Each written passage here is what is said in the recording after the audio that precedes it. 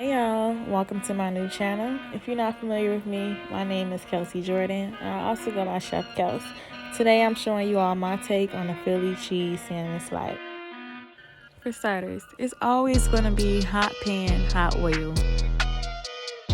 Second of all, when cooking salmon, always make sure that salmon is dry before putting it in that hot pan.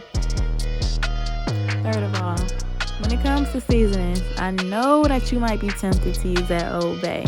Of course, that makes sense, and it honestly wouldn't hurt nobody. But since we're doing a twist on a Philly cheese steak, we need to keep up with those same profiles that you would use on the steak and put it on this salmon. So I'm going to just show you what I use, and we can move on forward from there.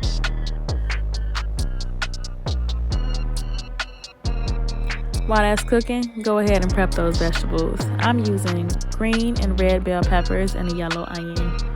Now, I know y'all is low-key sitting there with the eyeball emojis like, is she burning that salmon?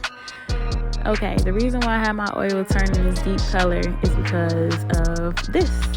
I wanted my salmon to have a crisp texture, and I needed that caramelized dark brown color added to it. So just like you would do butter, I don't know if you all are familiar with a brown beret. Same kind of process, same idea. Next, moving on to my vegetables. Whenever you want something to cook faster and break down faster, add salt. I'm also adding Creole. Saute it up a little bit, and while that's sauteing, you want to get your bread going. My bread of choice is King's Hawaiian Rolls, butter to be exact. Here's a bread slicer that I'll use to cut it in half. That's the official one, just to show you all what it looks like. Now, since I made my salmon a little bit crispier because I like the texture difference, I just don't like a soft slider.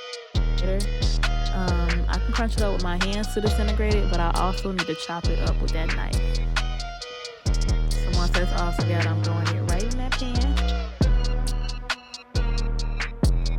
I'm adding a little bit of water, basically to help complement my mayonnaise. Now, if you're making the Philly cheese without mayonnaise,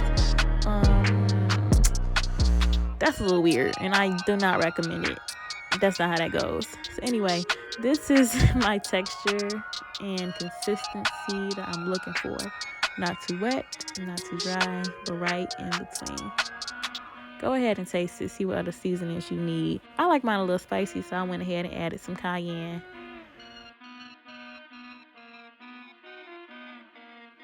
Of course, we need the provolone. What? Provolone mayo. Come on now. This is Philly cheese. Let's get into it.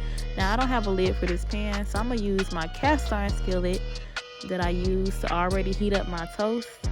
So I'm using as a double effect. One, to heat the cheese, and second, to heat the top part of my bread.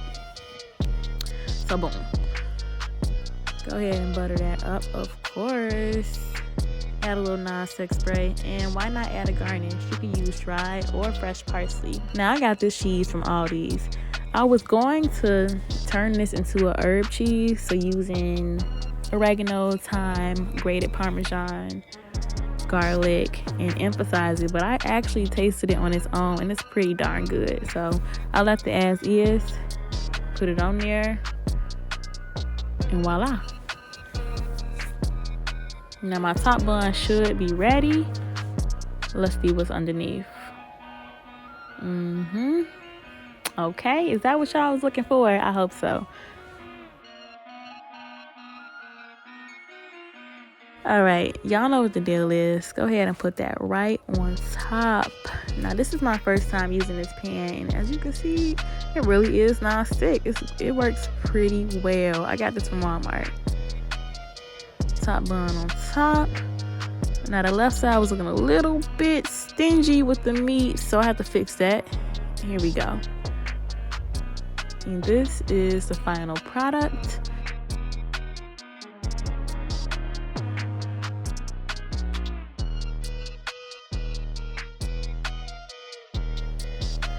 So you all know what I'm doing here, just cutting into it to get prepared for that famous pull apart shot. You know which ones I'm talking about. This one coming right up. Yes, sir. Okay, now that didn't look too hot. Let me flip it. Okay, now we're talking. All right, my hand is weird. Okay, there we go. That's the one. That's the money shot. I'm not gonna lie, you all. This recipe actually tastes way better than what it actually looks like. So if you don't believe me, go ahead and give this recipe a try. And if you do and you like it, comment below, like, and subscribe. See y'all in my next video. Bye.